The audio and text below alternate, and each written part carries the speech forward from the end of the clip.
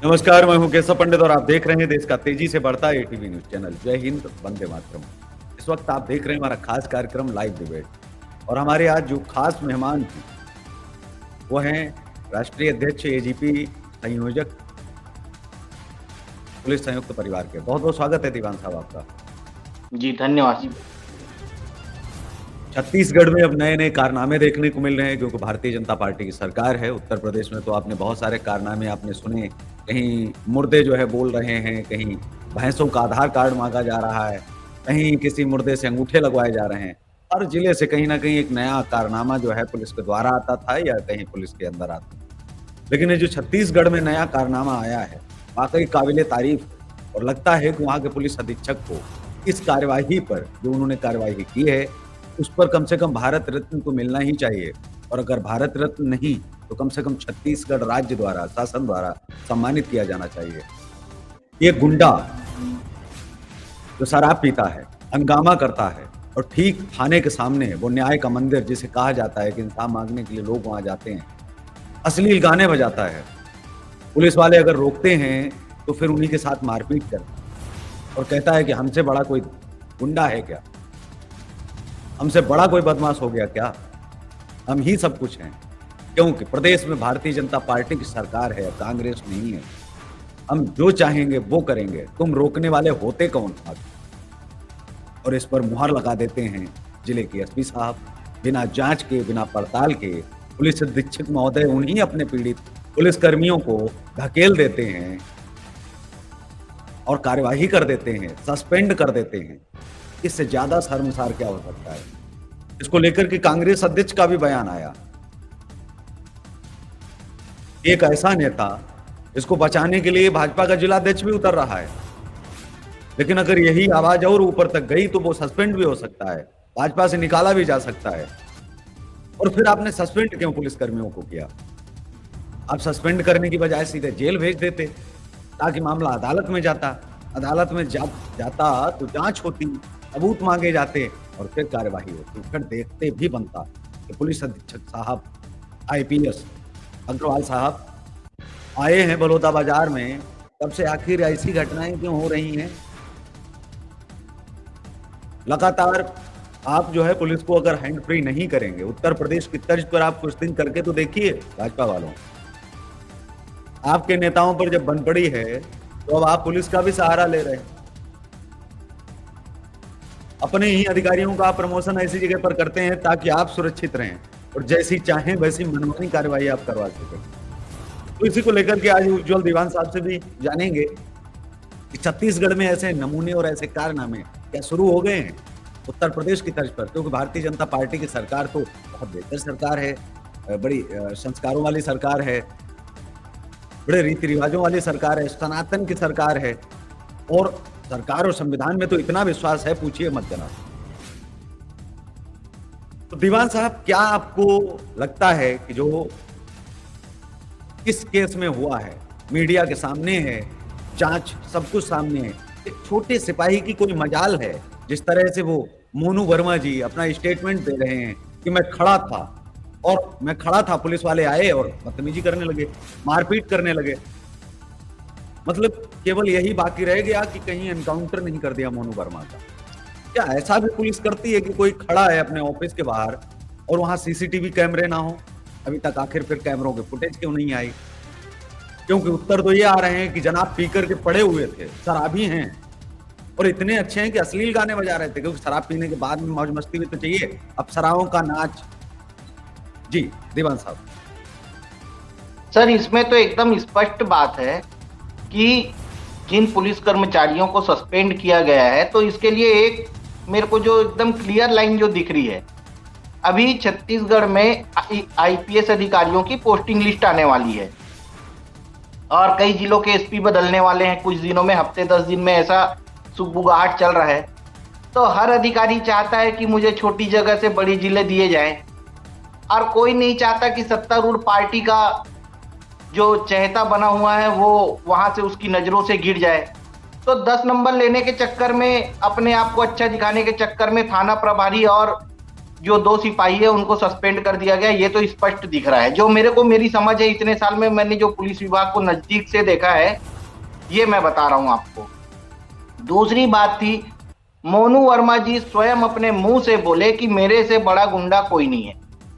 और जब वो बोल रहे कि मेरे से बड़ा गुंडा कोई नहीं है, तो फिर पुलिस वाले उसको हाथ कैसे लगा सकते हैं? ये तो सोचने की बात है ना सर, आप वीडियो देखे होंगे उस पर। तो स्पष्ट है कि जो वहां पर इतने दबंगई से और इतने पावरफुल रूप से काम कर रहा है पलारी क्षेत्र में, वहां पे नगर पंचायत अध्यक्ष हैं, तो स्वाभाविक सी बात है कि उनका दबदबा भी होगा वहां पर उनके प्रशंसक भी होंगे, समर्थक भी होंगे। तो पुलिस इतने सालों में जब उनसे नहीं भिड़ी कभी, तो इस बार क्यों भिड़ेगी? शिकायत आई पुलिस के पास में, स्पष्ट कहा जा रहा है कि महिलाओं के द्वारा शिकायत की गई थी, वहां महिलाएं पूजा कर रही थी मंदिर में। उसके बाद में फिर वो सब चीजें सामने आई, उनको मना करने के लिए गए। मोनू वर्मा खुद सिपाही को मार रहे थे और खुद गिर गए मारते मारते, और उसके बाद में फिर ये हंगामा चालू कर दिए। थाने का सीसीटीवी फुटेज तो आप देख ही रहे होंगे, जहां पे वो खुद ही बोल रहे हैं कि मैं, मेरे से बड़ा गुंडा कोई नहीं है। और अब तो विडंबना ये हो गई कि सिपाही मार भी खाए और सस्पेंड भी हो जाए। तो गली गली में वैसे भी छत्तीसगढ़ में सिपाही मार खा रहे थे, 112 में अकेले चलते हैं, 112 की गाड़ी जाती है, अपराधी उनके ऊपर हमला कर दे रहे हैं, और कहीं कुछ काम के लिए जा रहे हैं उनके ऊपर हमला हो जा रहा है, कहीं लॉ एंड ऑर्डर में पुलिस जा रही है हमला हो जा रहा है। हर जगह तो पुलिस वाले मार खा ही रहे हैं। लेकिन चलिए, अभी तक तो ऐसा था कि मार खाने के बाद थोड़ा सा सम्मान बचा रहता था, अधिकारी थोड़ा कहीं पक्ष ले लेते थे, ऐसी स्थितियां बनती थी। अब मार खा के आने के बाद भी सस्पेंड हो जा रहे हैं। यही है विष्णु का सुशासन छत्तीसगढ़ में, भाजपा की शासन में। जो बोल रहे हैं हमारा सुशासन होगा, और परसों की घटना है, परसों एक कुख्यात अपराधी को छत्तीसगढ़ पुलिस में भिलाई में एनकाउंटर करके मारा गया। मैं पहले तो बधाई देना चाहूंगा कि अपराधी का एनकाउंटर किया पुलिस विभाग ने, और सभी उसमें वाहवाही लेने के लिए आए, सभी पीठ थपथपाए, और जितने अधिकारी थे सबने अपनी अपनी मतलब अपना अपना बताया कि हमारे मार्गदर्शन और इसमें ये चीजें हुई। गृह मंत्री जी का भी बयान आया शायद उसमें, ये भी अच्छी बात है। क्योंकि प्रशासन के कर्मचारी हैं, पुलिस प्रशासन के कर्मचारी हैं, थाना प्रभारी और वो दोनों सिपाही, तो पुलिस प्रशासन ने तो तत्परता दिखाते हुए उन दोनों को सस्पेंड, उन तीनों को सस्पेंड कर दिया, बहुत अच्छी बात है। अब मैं चाहूंगा कि शासन की बारी आई है, शासन भी अपने कर्तव्यों का निर्वहन करे, भारतीय जनता पार्टी अपने कर्तव्यों का निर्वहन करे, और जिस नेता के ऊपर, जिस मोनू वर्मा जो नेता हैं, उनके ऊपर जो आरोप लगे हैं, उस आरोप के आधार पे अब उन्हें भी पार्टी से सस्पेंड किया जाए, बीजेपी से सस्पेंड करो, और वो जो नगर पालिका अध्यक्ष बने हैं या नगर पंचायत अध्यक्ष बने हैं, जो भी हैं, वो तो अप्रत्यक्ष बने हैं, पार्षद बने हैं, और पार्षदों को चुनकर, पार्षदों से प्रतिनिधि निकालकर अध्यक्ष बनाया गया है। उनको हटाया जाए और उनकी जगह किसी दूसरे को बनाया जाए, जैसे यहाँ पे थाना प्रभारी को हटाकर दूसरा थाना प्रभारी बैठाया गया है। उदाहरण प्रस्तुत करे बीजेपी, अब तो टाइम आ गया है। और उसके बाद जो मैं इसके बीच में आपको रोकना चाहूंगा। तो सवाल फिर वहीं से खड़ा हो जाता है, क्योंकि ये अधिकारी बेचारे अपनी लड़ाई लड़ते हैं, सस्पेंड कर दिए जाते हैं, जनता भी खुश, नेता भी खुश, अधिकारी भी खुश।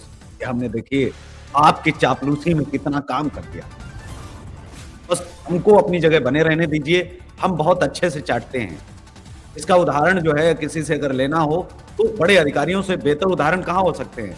सरकार किसी की भी हो, चाटना जो है वो बड़े अधिकारियों को इतने अच्छे से आता है, बाकी कुछ न कर पाए, लेकिन चाटने के अलावा और इनको कुछ आता भी नहीं है। अगर ये भी कहा जाए तो ये भी गलत नहीं होगा। लेकिन अब इसमें मैं छोटा सा आपसे चाहता हूं कि आप रहे हैं पुलिस के अंदर, जब कोई अधिकारी सस्पेंड होता है तो सस्पेंड क्यों किया जाता है? क्योंकि सस्पेंड अगर होगा तो वो अधिकारियों के ही जांच बैठेगी, अधिकारी ही उस पर फैसला लेंगे। अगर उसी पुलिसकर्मी को अगर जेल भेज दिया जाए तो वो मामला अदालत में जाएगा, अदालत में जांच और जो चीजें हैं वो मुझे लगता है कि फिर एक तरह से अदालती हो जाएंगी। फिर उसमें न तो नेता बच पाएगा, न तो जो है कोई अगर पुलिसकर्मी है न तो वो बच पाएगा। लेकिन ये जो जांच होती है उसमें कभी कभी क्या है कि दोषी पुलिसकर्मियों को भी बचा लिया जाता है, और कभी कभी निर्दोष पुलिसकर्मियों को अपने जो है स्वार्थ के लिए या सामने वाले को खुश करने के लिए भेंट चढ़ा दिया जाता है। तो क्या ये संभव है? सस्पेंशन में और इसमें जेल भेजने में क्या अंतर है, और क्यों भेजे जाते हैं ये, क्यों जेल नहीं भेजे जाते हैं, क्यों केवल सस्पेंड ही कर दिए जाते हैं? आपको सामने लग रहा है अगर अपराधी हैं, या तो जांच बिठा करके सस्पेंड करिए, तो कम से कम समझ में आएगा कि आपने जांच करवाई, आपने कुछ सुनवाई करी। अगर आप नहीं कर सकते, या तो आप सस्पेंड करने के साथ सामने वाले को भी आप जेल भेज देते, आप कहते कि नहीं इनका मामला अदालत में होगा, इनका मामला हम करेंगे, तो फिर कम से कम एक व्यक्ति का अदालत में तो जाए, जज साहब भी तो जाने कि एसपी साहब की जांच कितनी निष्पक्ष है और कितनी अच्छी है, कितनी जल्दी जल्दी सस्पेंड कर देते हैं, क्या इतनी जल्दी करना चाहिए, ताकि दूसरे जो उच्च अधिकारी हैं वो जिस तरह से सस्पेंड करते हैं अधिकारियों को, छोटे अधिकारियों को, क्योंकि अपनी वर्दी बचाने के लिए तो दूसरों की वर्दी छीननी पड़ेगी, उतारनी पड़ेगी, उतारते हैं, नहीं पीछे हटते हैं। तो मैं ये जानना चाहता हूं कि क्या इनके मामले जो सस्पेंड होते हैं पुलिसकर्मी, क्या उनके मामले अदालत तक पहुंच पाते हैं या उससे पहले दम तोड़ देते हैं? कभी उनको बहाल कर दिया जाता है, 2-3 महीने के लिए सस्पेंड किया गया, उसके बाद फिर बहाल कर देते हैं अधिकारी।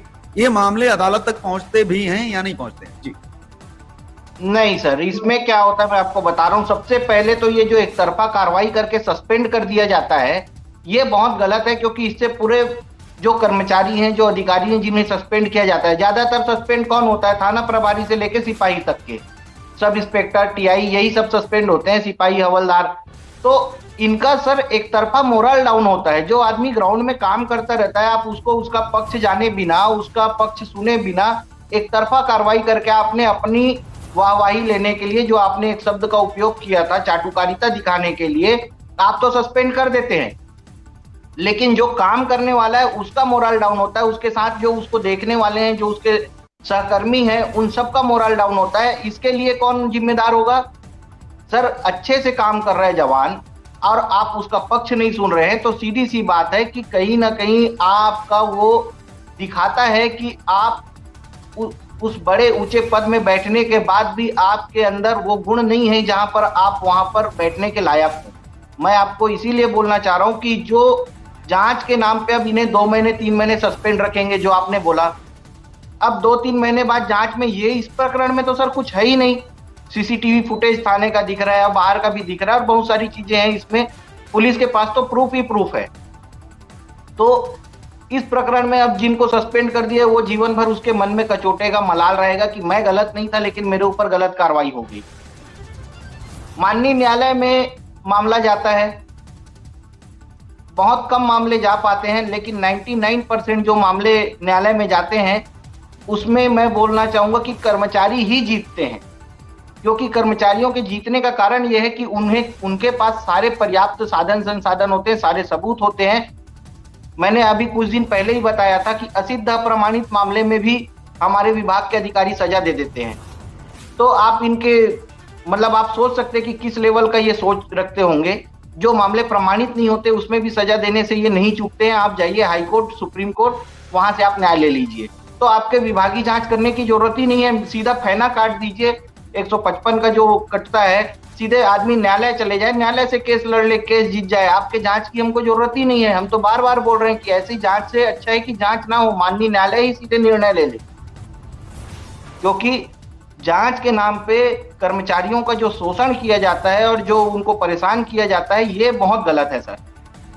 मैं वही नए जो बताना चाह कानून रहा आए हूँ। हैं, जो बीएनएस और वीएनएस जो नया आया है, भारतीय न्याय संहिता, पहले तो मैं जानना चाहूंगा कि आपने पढ़ा है और इसमें कितनी राहत है उन पुलिस कर्मियों को, जिन संयुक्त पुलिस परिवार की जो आप बात करते हैं।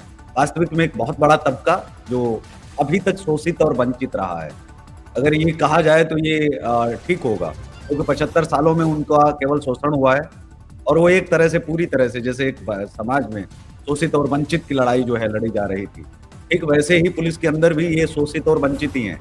इनका जो ग्राफ है, जो तबका है, वो बहुत बड़ा है, लेकिन ये फिर भी इनके ऊपर जो राज कर रहे हैं वो 5-10% ही हैं, जिनके कंट्रोल में इनकी बागडोर है। ये चाह करके भी कुछ कर नहीं सकते हैं। कानून भी बड़े बड़े आए चले गए, लेकिन कुछ खास फर्क पड़ा नहीं। जी सर, बीएनएस को तो मैं अभी पढ़ नहीं पाया हूँ, लेकिन जो मैं भी चर्चाएं होती हैं वकील साहबों से होती हैं और हमारे स्टाफ से होती है, हमारे अधिकारियों से होती है, तो उसमें स्पष्ट है कि बहुत ज्यादा इसमें कुछ बदलाव नहीं किया गया है।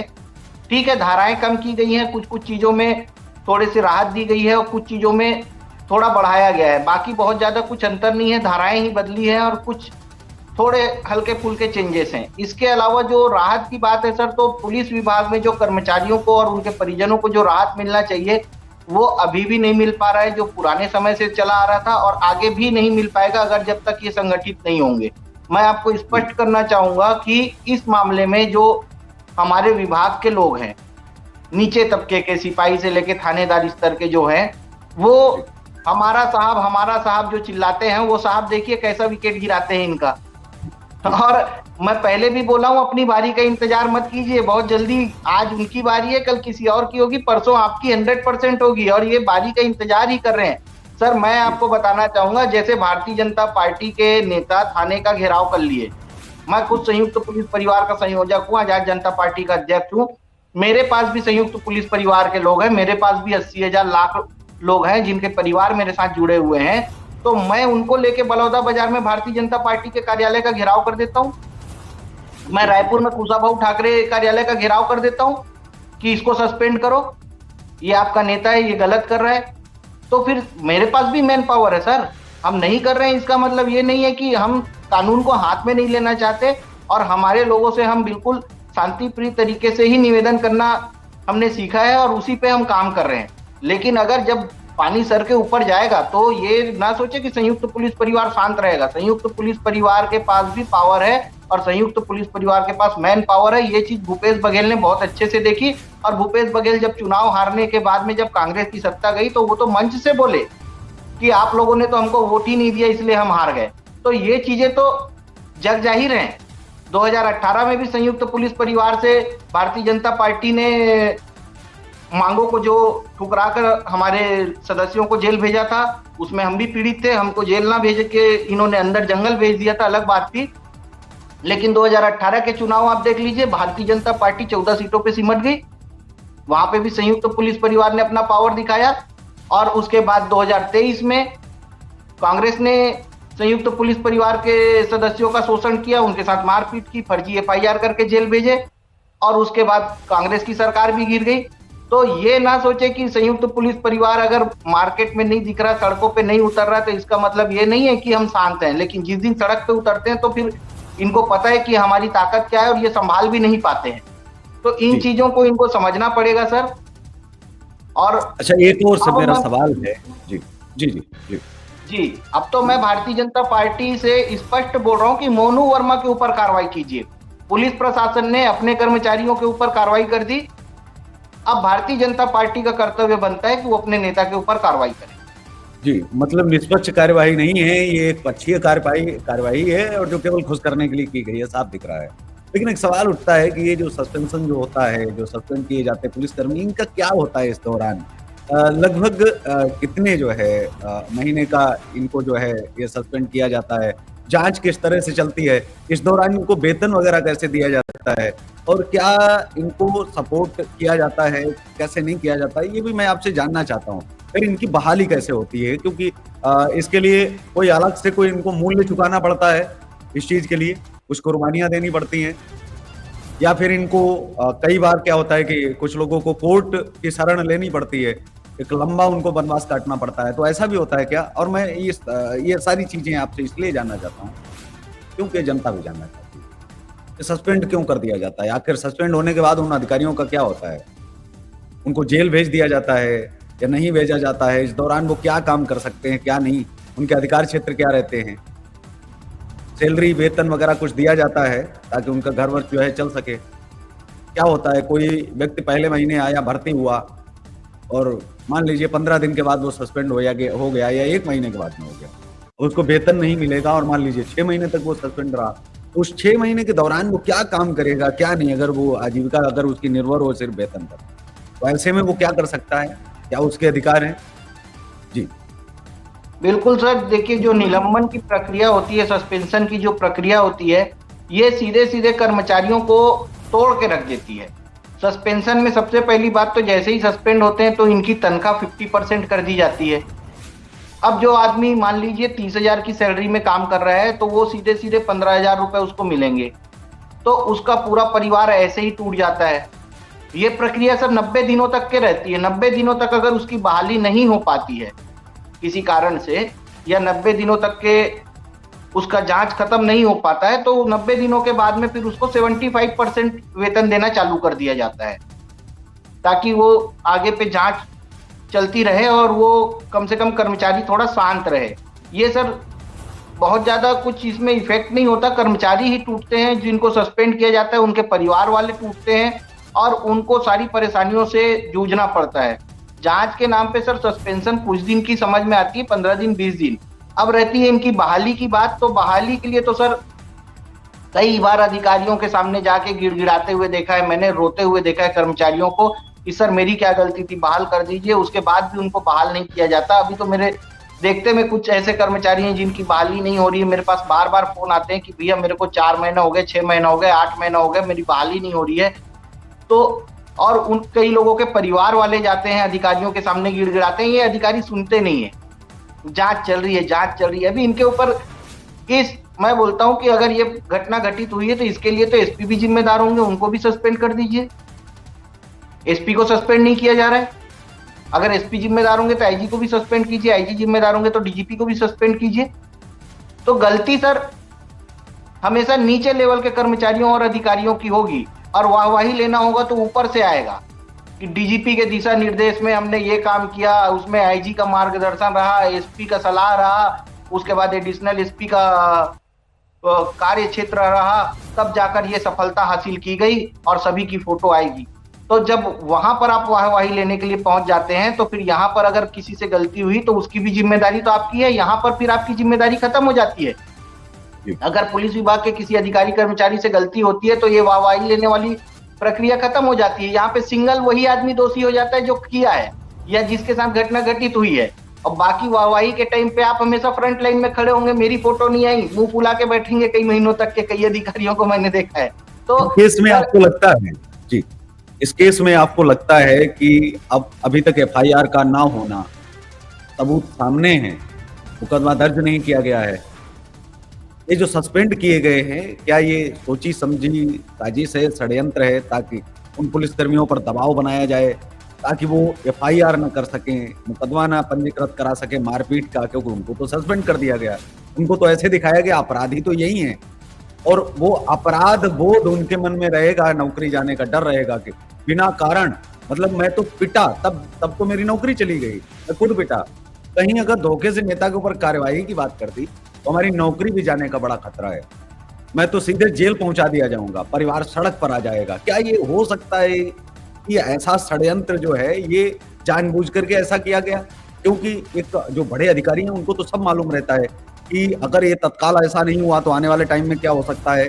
तो ये लगता है कि सोची समझी ये साजिश है, उन अधिकारियों को सस्पेंड करना मतलब एक तरह का दबाव हो गया उनके ऊपर, एक तरह का प्रेशर हो गया कि भाई आप पिटे हो, चुप हो जाओ, नौकरी मिल जाएगी 3-4 महीने में, मामला रफा दफा होने दो, लेकिन मुकदमा नहीं करना है आपने, क्योंकि वही तो उसमें जो है जो सस्पेक्ट हैं वो भी तो पेश करने पड़ेंगे ना अदालत के सामने। जी जी बिल्कुल सर, हो सकता है, बिल्कुल ये मनोवैज्ञानिक दबाव बनाने का जो तरीका है सस्पेंड करने के बाद, जो नौकरी जाने का डर होता है पुलिस विभाग में, ज्यादातर आप देखेंगे जो सिपाही से लेके निरीक्षक स्तर के जो अधिकारी कर्मचारी होते हैं गरीब परिवार से ही आते हैं या जमीन से जुड़े हुए लोग होते हैं जिनको सिर्फ नौकरी की आवश्यकता होती है। और नहीं, मेरी तो ये आशंका है, हालांकि आपका अनुभव रहा है इन सब चीजों में, आप तो आपके पास जब केस आते हैं, चीजें आती हैं तो आप जानते हैं, आपका लंबा अनुभव है, लेकिन मेरी ये आशंका है और जानने की इच्छा भी, हालांकि इस प्रकार के बहुत कम केसेस और ये चीजें आती हैं जो साल में हम उन चीजों पर बातचीत करते हैं, लेकिन जिस तरह का ये बाला बाकिया आया है, अचानक सस्पेंड कर देना, तो कितने बड़े लेवल का अधिकारी जो पढ़ लिख करके आया है, रात रात भर लौ जलाई है उसने, और शायद जहां पर लोग पहुंचने का केवल सपना तक देखते हैं, और वह अधिकारी वहां जो है ऐसे एग्जाम को पास करके आता है, तो वो अधिकारी अचानक ऐसे कार्यवाही कर देता है जिसके सामने सारा कुछ, सब दूध का दूध पानी का पानी है। तो उसको मतलब मालूम था, जैसे कुछ होते हैं ना बच्चे जिनसे कोई सवाल किया जाता है, वो कुछ टाइम लगाते हैं उसका जवाब देने में, कुछ को जवाब आता ही ऑलरेडी, उनसे पूछो वो जवाब देने के लिए ही बने होते हैं। तो जिसको जवाब आता है और अगर वो जवाब में भी कुछ थोड़ा टाइम ले रहा है या कुछ इस तरीके से गोल मटोल कर रहा है, मतलब कहीं ना कहीं आशंका षड्यंत्र की भी तो हो सकती है कि नहीं ये पहले से सोची समझी साजिश है। हालांकि सब जानते हैं कि अदालत तक न पहुंचेगा, न इसका पर्दाफाश हो पाएगा, लेकिन ऐसे ही ये षड्यंत्र जो है आखिर क्यों किए जाते हैं उन्हीं छोटे मोटे अधिकारियों के साथ में, फिर बार बार वही आता है। ये भी एक षड्यंत्र है दबाव का, लोगों को कैसे झुकाया जाए, जो निडर हैं उनको देखिए वो एकदम वो डर गए, अब नौकरी का उनका खतरा तो सिर पर मड़राने ही लग गया है। जी जी वही मैं बताया ना सर कि गरीब परिवार के लोग, जमीन से जुड़े हुए लोग आते हैं पुलिस विभाग में नौकरी करने के लिए। इनकी आजीविका का एकमात्र साधन होता है नौकरी, क्योंकि इसके बाहर का ये सोच ही नहीं सकते। जो कर्मचारी हैं वो प्रॉपर, या जो अधिकारी हैं निरीक्षक स्तर तक के, वो नौकरी को ही अपना जीवन मान के चलते हैं और इनका परिवार पूर्ण रूप से इनके ऊपर आश्रित रहता है। तो सीधी सी बात है सर कि सस्पेंड किया गया, सस्पेंड करने के बाद स्पष्ट है कि आप इनके ऊपर दबाव आ गया है।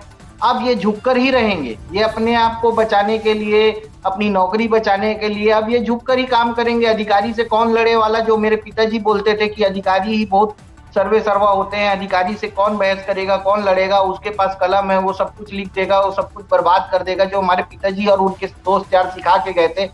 बस यही कहानी आज भी चल रही है सर, और ये पहले अंग्रेजों के जमाने में भी चलती थी, और आने वाले समय में अगर इस पे सुधार नहीं किया गया तो ये कहानियां चलती रहेंगी। सीधी सी बात है सर, इसीलिए मैं बोल रहा हूँ कि कर्मचारियों के ऊपर जो ये दबाव है, अगर इस पे सही निर्णय नहीं लिया गया तो संयुक्त पुलिस परिवार की तरफ से अब मैं खुद अपनी टीम को लेकर, अपनी महिलाओं को लेकर के भारतीय जनता पार्टी का घेराव करने निकलूंगा। अब मैं भी तो देखूं कि हमारे भी घेराव करने से क्या फर्क पड़ता है और क्या फर्क नहीं पड़ता है। बीजेपी की सरकार है, सुशासन की सरकार है, देख लेते हैं हम भी। अब तो करना पड़ेगा ना सर, जब आप हमारे जो मेहनती हैं, जो ग्राउंड में काम कर रहे हैं, उन अधिकारी कर्मचारियों की इज्जत नहीं कर रहे हैं, तो स्वाभाविक सी बात है कि हम आपकी भी इज्जत नहीं करेंगे। जहां तक सम्मान देना है हम दे रहे हैं। हमारे कर्मचारियों पे, हमारे अधिकारियों पे आप दबाव बनाएंगे तो हम संयुक्त पुलिस परिवार शांत नहीं रहेंगे। अब तो दबाव का बराबर से दबाव में ही जवाब दिया जाएगा। जो इनको अच्छा लगे करे, जो ना लगे ना करें, लेकिन अब कार्रवाई तो हम भी बीजेपी के नेता के ऊपर करवाएंगे। अब तो हम भी अपनी लड़ाई लड़ेंगे सर। लड़ाई लड़ने का समय अब जब चालू हो गया है, यहाँ पर तो उदाहरण प्रस्तुत करना चाहिए भारतीय जनता पार्टी को। रायपुर दक्षिण में उपचुनाव चल रहा है, एक सीट पे विधानसभा का उपचुनाव चल रहा है, बीजेपी और कांग्रेस के दोनों के प्रत्याशी वहां पर उतरे हुए हैं मैदान में। बीजेपी को उदाहरण प्रस्तुत करना चाहिए कि हमने देखिए कार्रवाई किया और उस नेता को जो गलती किया उसको हमने पार्टी से निष्कासित कर दिया है और उसके अध्यक्ष पद की जगह में दूसरे अध्यक्ष को बैठा दिया है। ये करे बीजेपी, पॉजिटिव रिजल्ट जाएगा।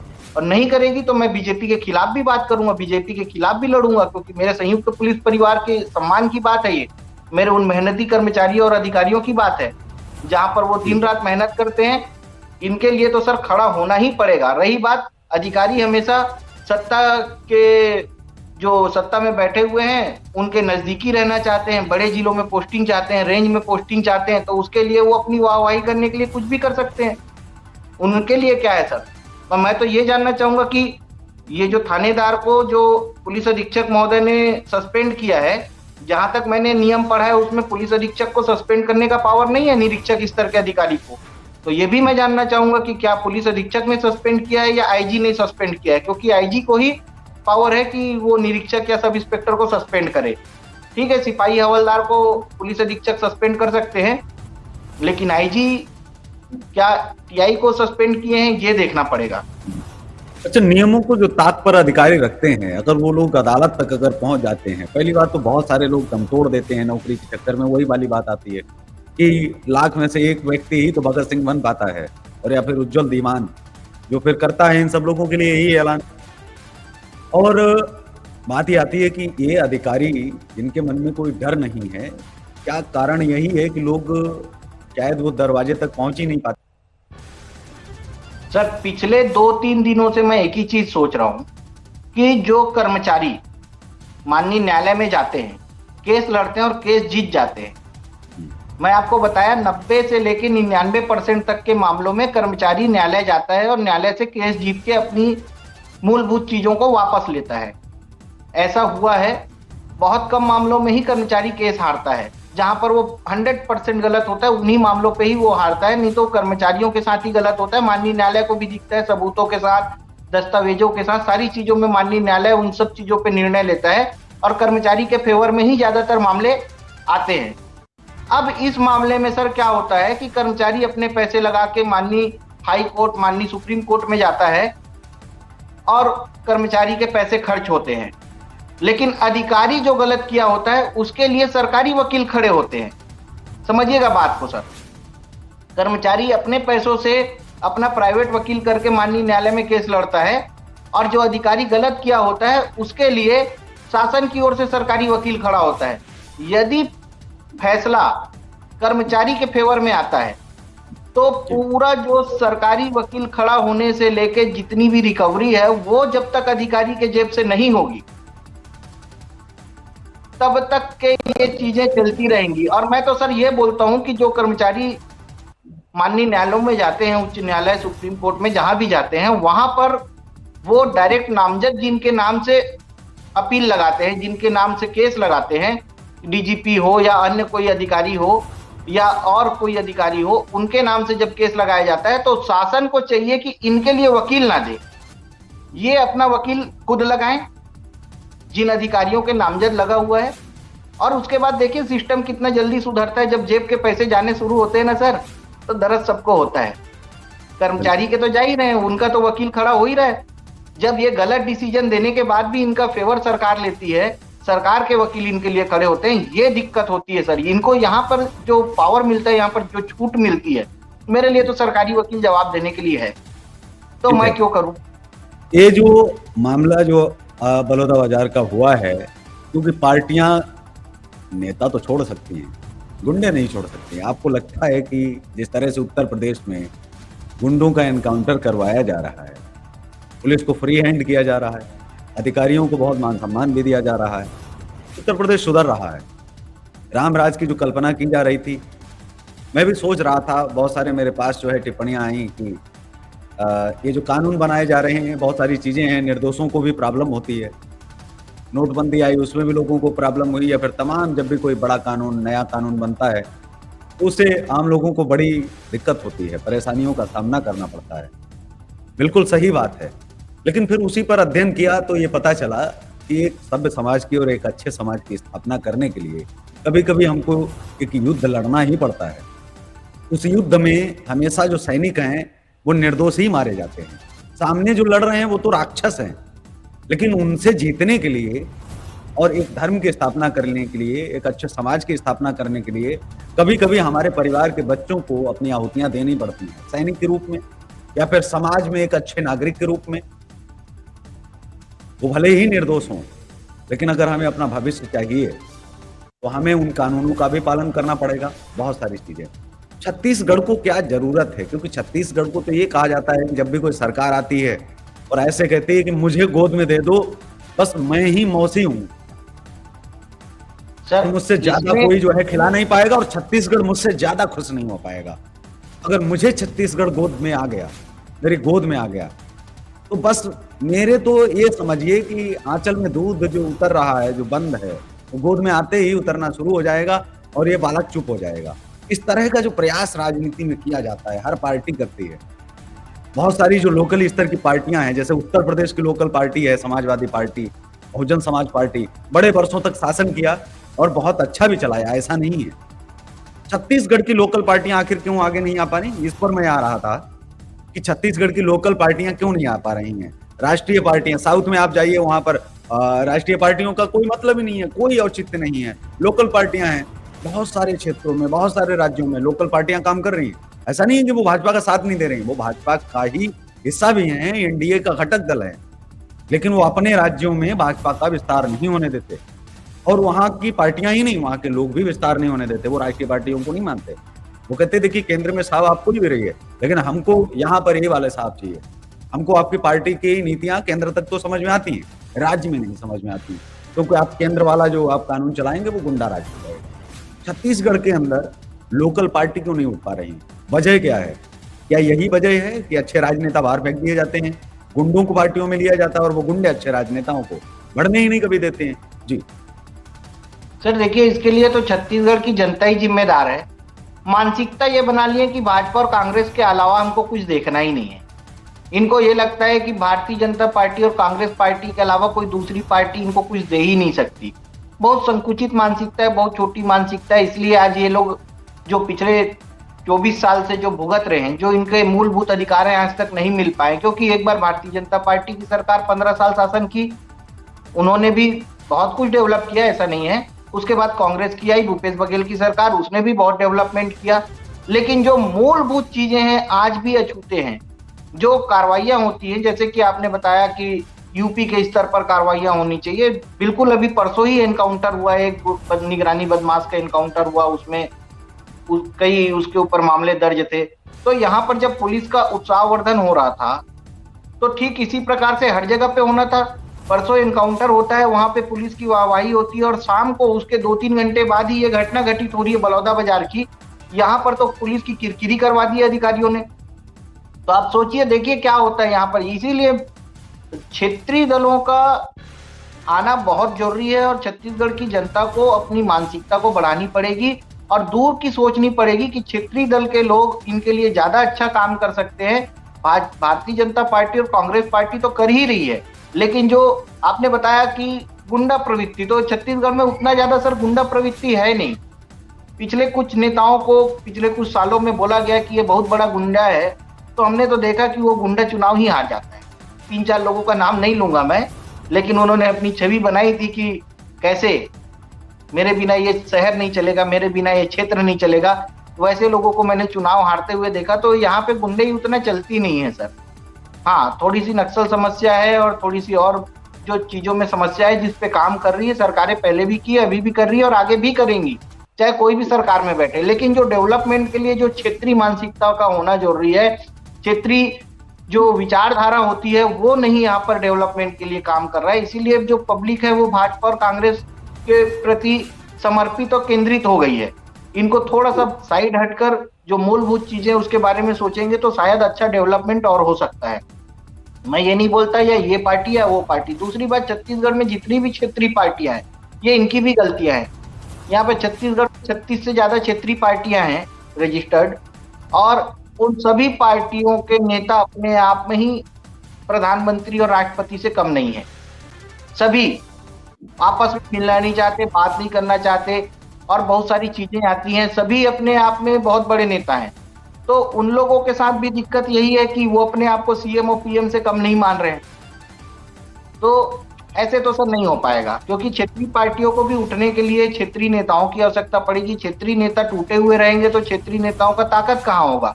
एक ही क्षेत्र से 36 निर्दलीय या 36 लोकल पार्टियां लड़ेंगी तो नहीं हो सकता ना सर, वो पॉसिबल नहीं है। इसीलिए बीजेपी और कांग्रेस का वर्चस्व बना हुआ है। रही बात जो सही तरीके से कानून व्यवस्था की है, कानून व्यवस्था के लिए तो मैं फिर बोल रहा हूं कि अधिकारी अपने कर्मचारियों की बलि देना बंद करें। जो सच्ची बात है आप उस पर अडिग रहे हैं। आपको बोलने में क्यों डर लग रहा है कि नेताजी आप गलत है? बलौदा बाजार एसपी को स्पष्ट बोलना चाहिए। बलौदा बाजार में अभी जो आपने बात नहीं की है, जो आपने कहा है कि सस्पेंड किया जाए, एक तरफा कार्रवाई की है, ठीक है, लेकिन आपने एक बात अभी तक नहीं की है, और मैंने सवाल आपसे पूछा, जो एफआईआर क्यों नहीं हुआ, मुकदमा क्यों पंजीकृत अभी तक नहीं हुआ? जी सर, एफआईआर तो पुलिस की तरफ से होना चाहिए। शासकीय कार्य में बाधा उत्पन्न हो रही है, थाने का वीडियो फुटेज है, थाने में स्पष्ट दिख रहा है वो पूरा दल बल के साथ आ रहे हैं, अपने आप को गुंडा बता रहे हैं वो बीजेपी के नेता वहां के। हाँ ठीक है, ये होना चाहिए, ये पुलिस के बयान के आधार पर। लेकिन जिस तरह से सस्पेंड किया है, जिस तरह एक केवल एक बयान पर सस्पेंड कर दिया गया पुलिस कर्मियों को, तो ऐसे में तो पीड़ित वो सामने वाला व्यक्ति हो गया। अब तो एफआईआर पुलिस की तरफ से कहाँ बन रही है? सर मैं वही तो एसपी साहब गलत अपने आप को न साबित कर लें, खुद के पहले अधिकारियों को बलि चढ़ा दिया और फिर खुद की वर्दी तो खतरे में नहीं डालेंगे। अब तो न चाहते हुए भी शायद उधर से एफआईआर करवा दें। जी मैं एक उदाहरण देता हूं सर जी। एक नेता आया बलौदा बाजार में, मोनू वर्मा, और उसने बोला कि फलाने थानेदार और इतने सिपाहियों ने मेरे साथ मारपीट की, उनको सस्पेंड कर दिया गया। बिल्कुल ठीक है सर, मैं मान लिया बहुत अच्छी शासन व्यवस्था चल रही है बीजेपी की, बहुत अच्छा हुआ। सेम चीज बलरामपुर में हुआ, एक लड़का मरा, कस्टोडियल डेथ हुई। वहां पर उसके पिताजी ने बोला, लड़के के पिताजी ने, कि एसपी ने मेरे साथ और मेरे बेटे के साथ मारपीट की। एसपी अभी तक सस्पेंड नहीं हुए, वो वहीं के वहीं बने हुए हैं। सर बात को समझिएगा, एकदम क्लियर मैं आपको बताना चाह रहा हूं। अधिकारी कुछ भी करे, होती सर जांच बाद में। बलरामपुर के एसपी को भी सस्पेंड करना चाहिए था, क्यों नहीं किया गया? तो क्या हमारे पास देश में, जी अब इस पर भी आ जाते हैं, क्या हमारे देश में आईएएस आईपीएस की संख्या कम हो गई है क्या, कि नहीं इनको बनाए रखना बहुत जरूरी है? अगर ये वाले हट गए तो ये काम ही नहीं हो पाएगा, बलौदा बाजार ही बंद हो जाएगा। किसी के रहने और नहीं रहने, किसी के रहने और नहीं रहने से कोई फर्क नहीं पड़ता। आखिर अब कई नए और आईपीएस साफ और अधिकारी कानूनी आए, बन कई जाने चाहिए। आईएएस अधिकारी आए। नहीं, लेकिन अब नए और साफ कानून बन जाने चाहिए कि अगर आईएएस, आईपीएस अगर 1 से 3 बार या 10 बार अगर दोषी पाया जाता है, एक सीमा एक तय कर दी जाए। कितनी बार अगर दोषी पाया जाता है ऐसे मामलों में, तो उसको बिल्कुल वहाँ से उसकी सेवा ही बर्खास्त कर दी जाएगी। कल को आप लगाइए सर जाकर के झाड़ू। इनको दोषी करार देगा कौन? यही तो खुद ही सिस्टम में बैठे हुए हैं, यही पेन चलाते हैं, यही अपनी जांच करवाते हैं, इनकी पूरी टीम काम करती है। आईएएस अधिकारी का आईएएस अधिकारी जांच करेगा, आईपीएस अधिकारी का आईपीएस अधिकारी जांच करेगा। उसमें तो इनको क्लीन चिट दे दिया जाता है, आपस में इनके ही साथ वाले होते हैं, जूनियर होते हैं, सीनियर होते हैं, सब अपने लोगों को बचाने के लिए बैठे हुए हैं। तो जा सकती है बहुत सारी चीजें अगर पब्लिक से राजनीति जांच अगर करवाएं ना सर, पब्लिक से जी, जांच करवाएं, तब समझ में आएगा। जी। दूसरे डिपार्टमेंट के लोगों से जांच करवाएं, तब समझ में आएगा। क्योंकि जांच तो बाधित इनको सस्पेंड करके साइड करना चाहिए, जिनको उनके तो होते नहीं है। इनकी पूरी टीम काम करती है, वही मैं आपको बता रहा हूँ। और नीचे के लेवल के कर्मचारी आपस में टूटे हुए, इनके लिए कोई बोलने वाला नहीं है। इसीलिए तो मेरे को संयुक्त पुलिस परिवार बनाना पड़ गया, क्योंकि थोड़ा समय और, लेकिन इनकी आवाज भी तो उठाऊंगा, उठाते आ रहा हूं पिछले कुछ सालों से। आने वाले समय में और मजबूती से संयुक्त पुलिस परिवार के लोग अपनी आवाज उठाएंगे। मैं नहीं रहूंगा तो कोई दूसरा आएगा, वो उठाएगा। लेकिन एक ऐसा सिस्टम तैयार करके जाऊंगा कि किसी भी कर्मचारी के साथ बाद में भविष्य में कोई गलत करने की ना सोचे। हाँ, जो गलत है सर, हम उसके खिलाफ है। हमने बोला जहां पे गलत है उसके लिए हम हमेशा आवाज उठाते हैं। जहां पुलिस गलत है वहां पर भी मैं बोलता हूं, ऐसा नहीं है। लेकिन जहां पे पुलिस सही है वहां पर तो सहयोग कीजिए। आप अपने बिल्कुल। कर्मचारियों को उठा के सस्पेंड कर देते हैं। ये तो गलत कार्रवाई हुई है। इस पे तो मैं बोलता हूँ एसपी के ऊपर पहले कार्रवाई होनी चाहिए। जांच के नाम पे क्या जांच कर रहे हैं वहां पे? ऐसे 15 मिनट में आपको क्या मिल गया? आधे घंटे 1 घंटे में आपको ऐसा कौन सा सबूत मिल गया कि आपके ये कर्मचारी गलत है? जी। तो हमारे साथ में उज्जवल दीवान साहब थे, जो आजाद जनता पार्टी के राष्ट्रीय अध्यक्ष हैं और संयोजक हैं पुलिस संयुक्त परिवार के। और उन्होंने जो बलौदा बाजार की जो घटना हुई है उसमें एफआईआर की मांग या फिर वो बर्खास्त होने की मांग की, मनोज वर्मा पर भी भारतीय जनता पार्टी को कार्रवाई करनी चाहिए। और ऐसी कार्रवाइयाँ, ताकि कम से कम सामने वाला पक्ष भी ये महसूस कर सके कि हमारे साथ न्याय हुआ है। और हमें सस्पेंड किया गया है तो सामने वाले को भी हटाया गया है पार्टी से। तो ये है ना पक्ष ना विपक्ष, सिर्फ निष्पक्ष। तो यहाँ पर अगर अधिकारी और राजनेता मिलकर के काम करते हैं तो मुझे लगता है कि एक आम आदमी आज के दौर में 21वीं सदी में भी अगर न्याय ना पाए तो फिर इसे क्या कहेंगे? कि केवल सुप्रीम कोर्ट में आंखों से पट्टियां हटा देने से न्याय की देवी अब न्याय देने लग जाएंगी। तलवार की जगह संविधान पकड़ा देने से या न्याय की देवी न्याय देने लग जाएंगे। उसके लिए हम ही आपको न्याय देना पड़ेगा, क्योंकि हम लोग जो अपने पदों पर हैं और पदों पर रहते हुए हम सही काम नहीं कर पाते, हम अपने कर्तव्यों का सही से निर्वहन नहीं कर पाते। अधिकारियों को से भी ये टीवी न्यूज़ चैनल के माध्यम से अपील है कि अपने कर्तव्यों का निर्वहन करिए। आप अंग्रेजों के दौर में नहीं जी रहे। भगत सिंह ने आज के दिन के लिए आपको आज़ादी नहीं दिलवाई थी, इसलिए दिलवाई थी कि आप भारतीयों के लिए काम करें, अपराधियों के लिए नहीं। तो इसी के साथ इस कार्यक्रम में बस इतना ही। हमें दीजिए इजाजत। नमस्कार। और आप देखते रहिए देश का तेजी से बढ़ता है टीवी न्यूज़ चैनल। जय हिंद, वंदे मातरम। जय हिंद सर।